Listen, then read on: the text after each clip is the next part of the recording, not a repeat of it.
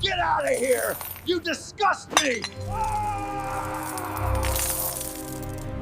New York City was freezing, buried under a blanket of white snow that quickly turned to gray slush under the tires of 1,000,000 cars.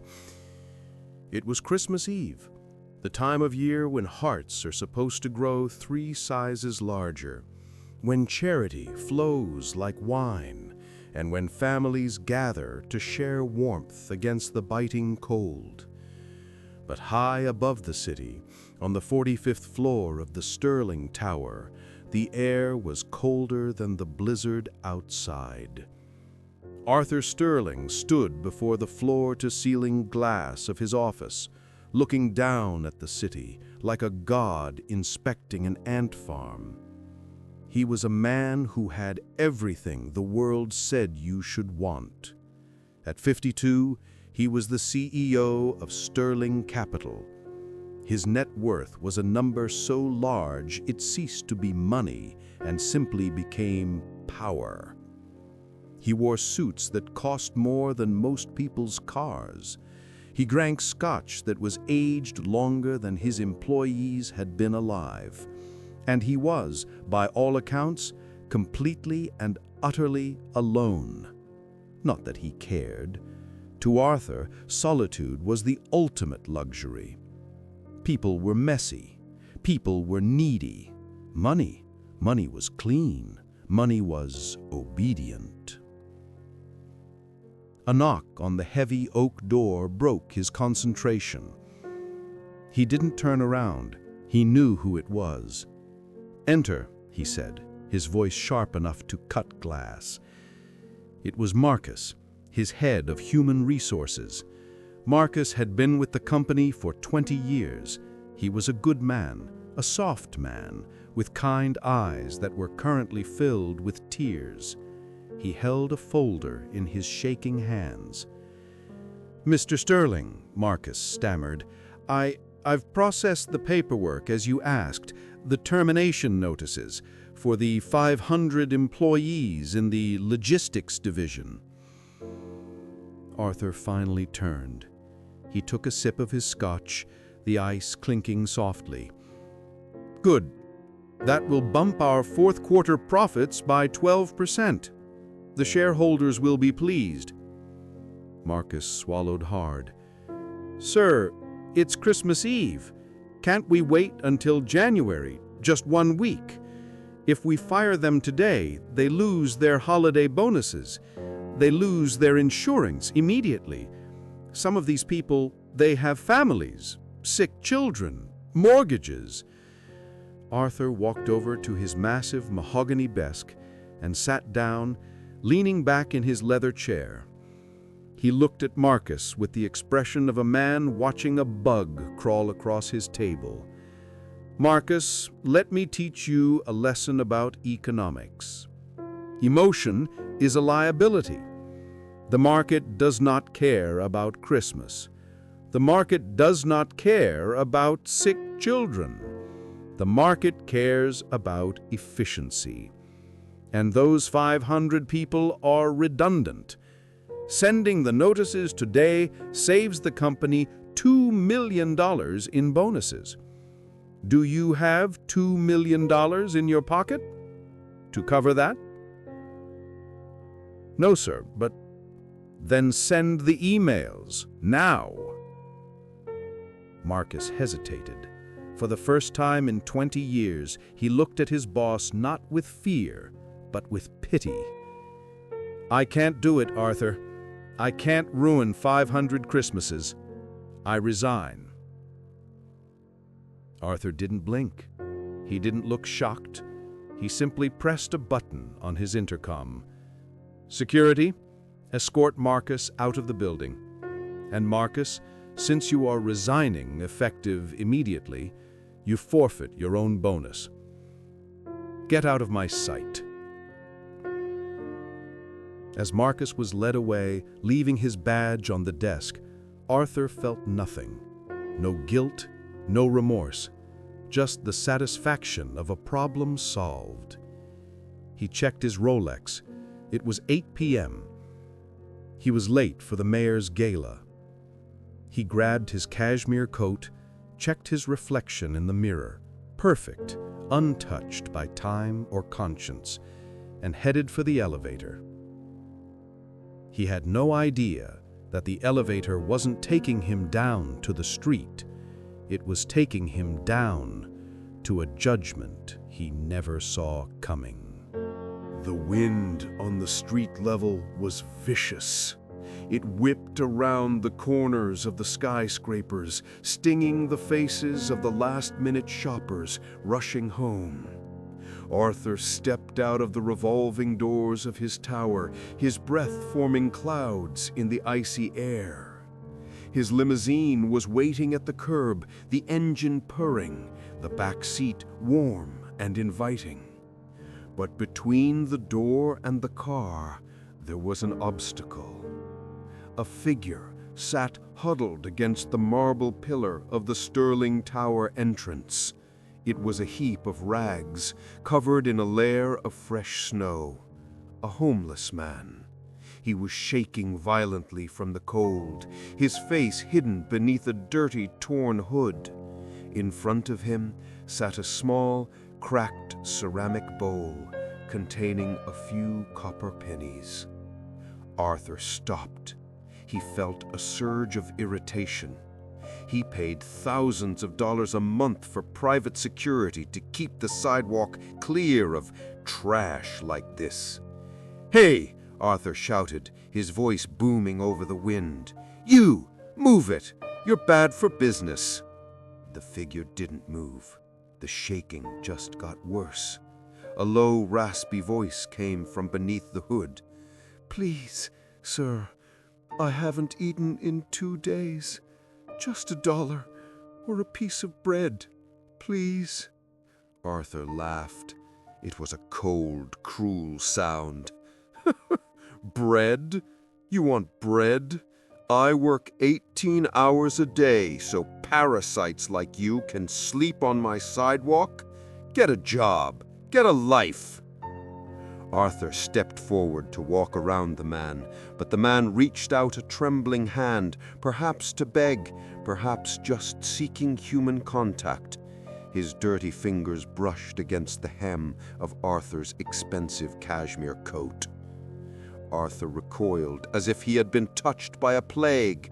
Rage flared in his chest. Without thinking, he drew back his polished Italian leather shoe and kicked the ceramic bowl. Crash! The bowl shattered against the marble wall.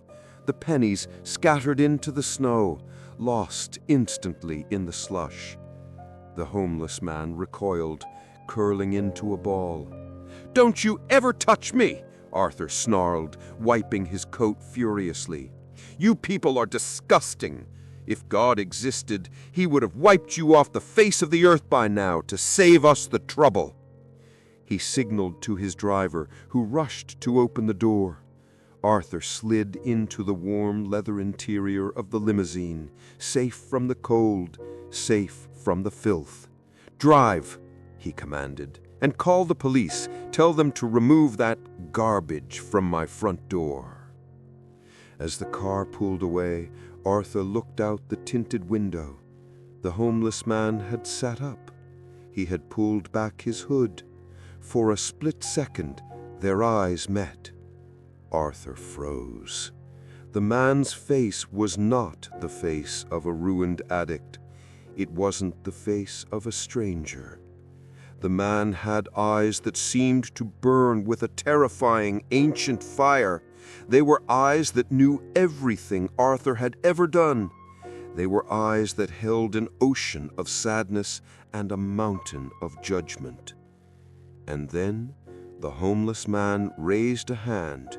He didn't beg, he didn't curse. He simply snapped his fingers. The sound of the snap was louder than a gunshot. Instantly, the world went black. The hum of the limousine engine died. The warmth of the heater vanished. The city lights outside the window were extinguished. "Driver!" Arthur demanded. "Driver, what happened? Turn the lights back on!" No answer. "Driver!" Arthur reached for the door handle, but it wouldn't move. He was trapped in absolute darkness. Then the temperature began to drop. It wasn't just winter cold. It was a deep, spiritual cold that penetrated his bones, bypassing his coat, his suit, his skin, freezing the very marrow of his existence. Then a light appeared. Not a street lamp, but a pale, ghostly glow emanating from the seat next to him. Arthur turned, his heart hammering against his ribs. Sitting next to him in the limousine was not an empty seat. It was the homeless man. But he was no longer shivering. He sat upright, radiating a power that made the air vibrate. The rags were gone, replaced by a simple white robe that seemed to be woven from light itself. But the face was the same. "Who are you?" Arthur whispered, his voice trembling for the first time in decades. "How did you get in here?" "You asked for God to wipe the garbage off the earth, Arthur. Be careful what you pray for. Sometimes the garbage isn't the man on the street. Sometimes it's the man in the silk suit." "I am Arthur Sterling. I own this city. Get out of my car!" "This isn't your car anymore, Arthur. And this isn't your city. Tonight, we are taking a trip, not to the mayor's gala. We are going to see the things your money blinded you to." The stranger touched Arthur's forehead. The limousine dissolved into mist. The floor fell away. Arthur screamed as he felt himself falling, tumbling through a void of gray smoke and whispered regrets. He landed on a cold, hard tile floor. The smell of antiseptic and sickness filled his nose. He scrambled to his feet. He was in a hospital room. "Where are we?" Arthur gasped. "Be quiet and watch." The stranger was standing in the corner, watching a bed in the center of the room. Arthur walked closer. In the bed lay a man. He was old, incredibly old. His skin was like parchment paper, his breathing a rattled gasp. Tubes ran into his arms and nose. Machines beeped rhythmically, counting down the seconds of a fading life. Arthur looked closer at the dying man's face. He gasped in horror. It was him. It was Arthur Sterling. This is me?" Arthur stammered. "Am I dead? Is this the future?"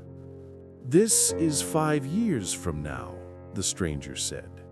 "Look around the room, Arthur. What do you see?"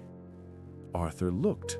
The room was a VIP suite, the most expensive money could buy. There were fresh flowers on the table. There was a view of the city, but the chairs next to the bed, they were empty. "Where is everyone? Where are my friends, my business partners?"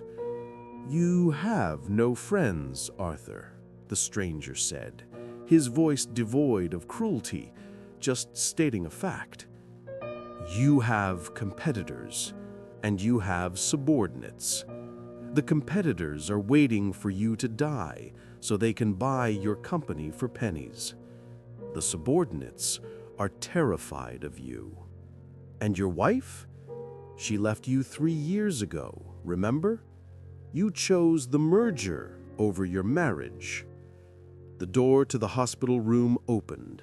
A lawyer walked in, checked his watch, looked at the dying Arthur in the bed with an expression of pure boredom, and then pulled out his phone. Yeah, he's still holding on. I know, it's annoying. The inheritance tax kicks in if he lasts another day. Hopefully he goes tonight. Arthur watched his future self. A single tear rolled down the old man's cheek. He was trying to say something. Arthur leaned in close to hear the dying man's last words. Money. It's just paper. The heart monitor went flat. A long, high-pitched tone filled the room. No one cried. No one rushed in. The lawyer just snapped his phone shut and smiled. No! No, that can't be it! I built an empire! I am a titan of industry! People should be mourning me! Why? What did you give them, Arthur? You gave them fear. You gave them envy. You took their labor and gave them nothing in return but contempt. You cannot buy tears, Arthur. You cannot buy a legacy. The scene shifted again. The hospital walls melted away like wax. The smell of antiseptic was replaced by the smell of stale ramen noodles and damp drywall. They were standing in a small, cramped kitchen. The paint was peeling off the walls. A small, cheap plastic Christmas tree sat on the counter, decorated with homemade paper stars. At the table sat a family, a man, a woman, and 2 young children. The man had his head in his hands. "It's Marcus," Arthur whispered. It was his HR manager, the one he had fired just hours ago. "I'm sorry," Marcus was saying to his wife, his voice breaking. "I'm so sorry, honey. Mr. Sterling, he let the whole division go. There's no bonus. There's no severance. I don't know how we're going to pay for Timmy's surgery next month." The wife hugged him, her face pale with worry.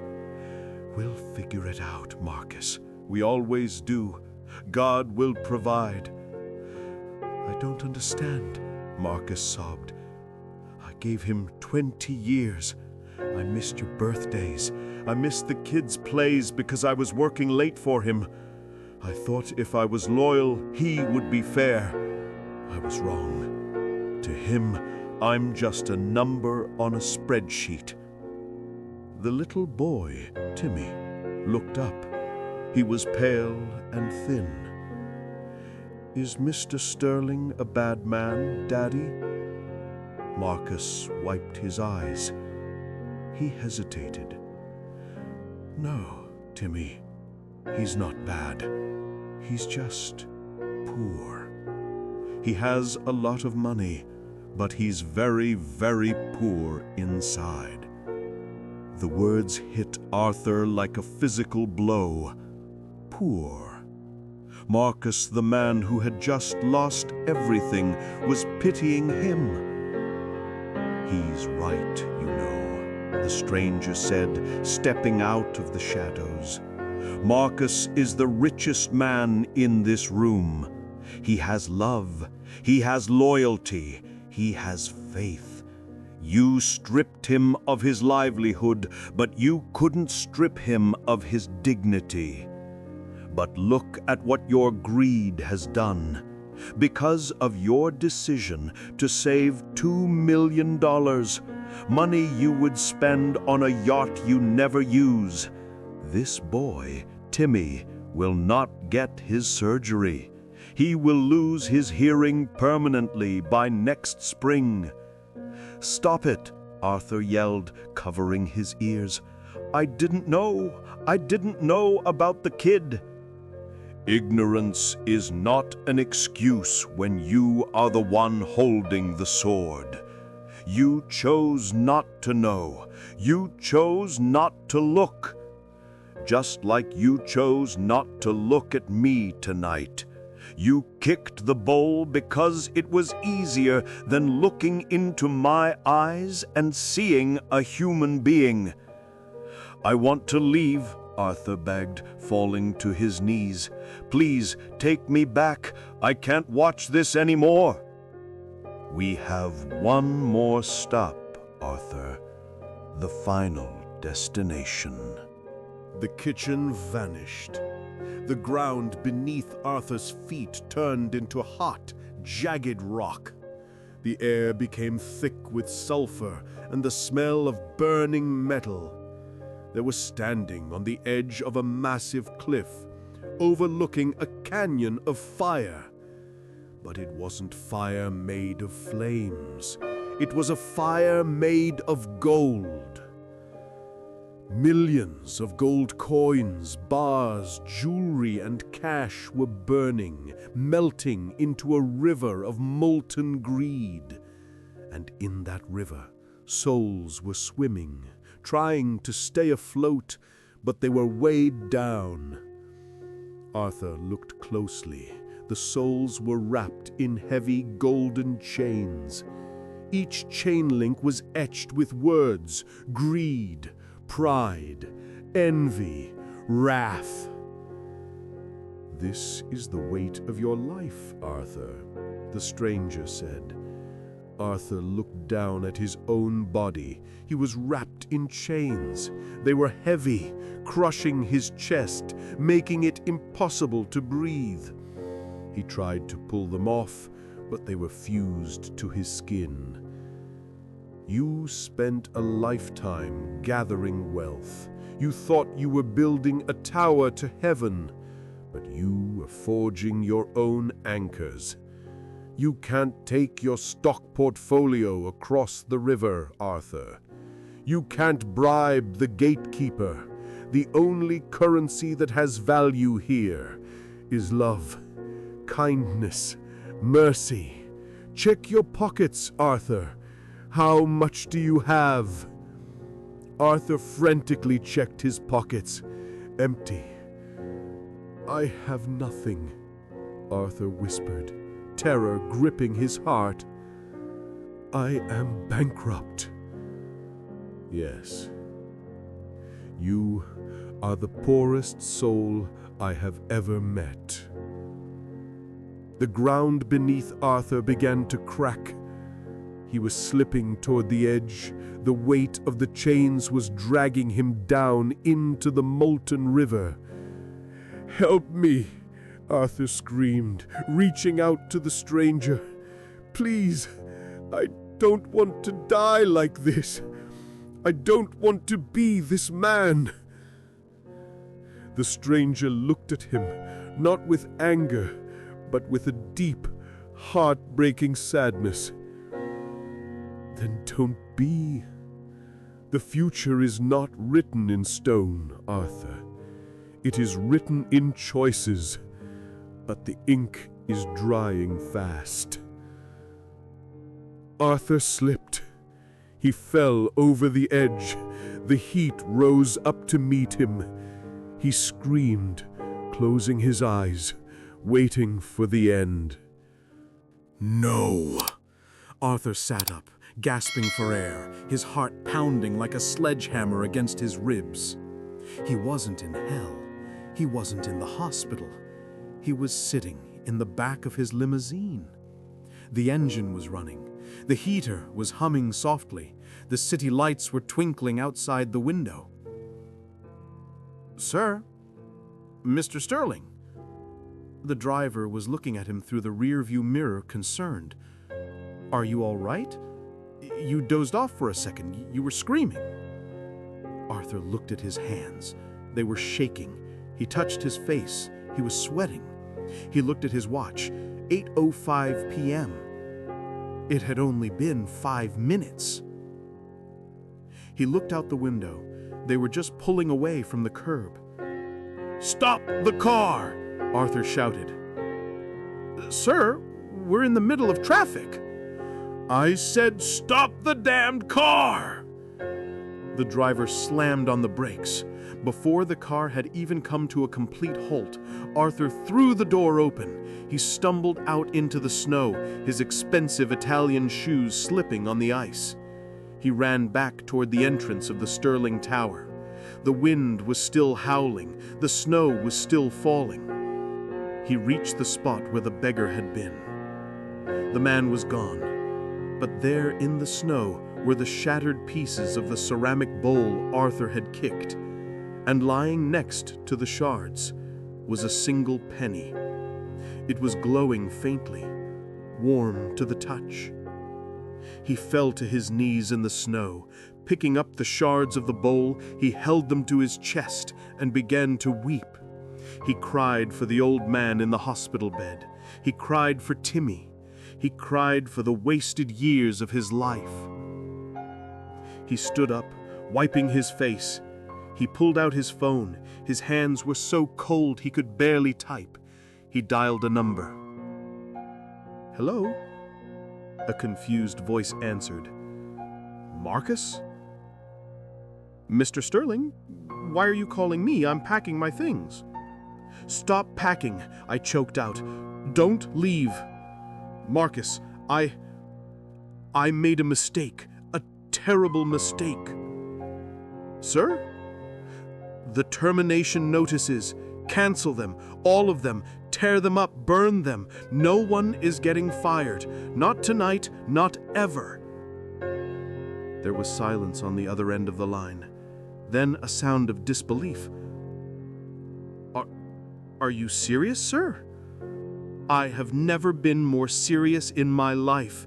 And Marcus, issue the bonuses, double them for everyone. And for you, I want to pay for your son's surgery. I want the best doctors in the country. Send the bill to me personally."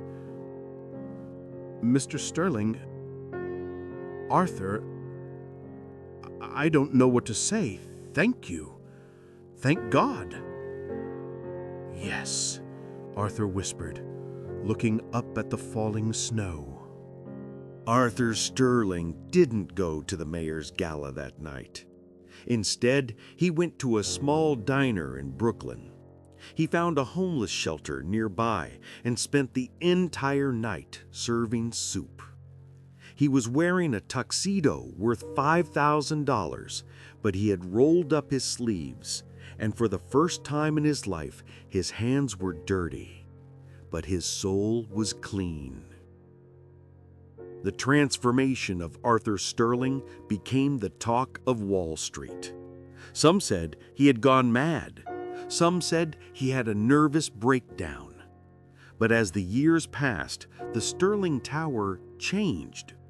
It wasn't just a monument to greed anymore. It became a foundation for hope. 5 years later, Arthur stood in the hallway of the Sterling Hope Center, a massive facility for the homeless and sick that he had built with half his fortune. He wasn't the richest man in New York anymore. He wasn't on the cover of Forbes, but he was happy. He walked past a playroom where children were laughing. A healthy teenage boy waved at him. It was Timmy, Marcus's son, hearing perfectly, alive, and thriving. Arthur smiled and walked into the small chapel at the center of the building. He knelt down to pray, something he now did every day. As he stood up, he noticed a new painting that one of the residents, an artist who had lost his way and found it again at the center, had hung on the wall. It was a painting of Jesus. Arthur walked closer to admire it, and then his breath caught in his throat. The Jesus in the painting wasn't the traditional image. He was wearing simple robes. He was sitting on a curb, and his eyes. Arthur reached into his pocket and pulled out a small, worn object he carried with him every single day. It was a shard of a ceramic bowl. He looked at the painting again. The eyes of Jesus in the painting were the exact same eyes of the beggar from that Christmas Eve. The eyes that had judged him, broken him, and ultimately saved him. Arthur touched the canvas and whispered, "I know you. I finally know who you are." He turned and walked out into the sunlight. A man who had lost his world, but found his soul. And he finally understood the lesson. You are not defined by what you gather in your hands, but by what you give from your heart.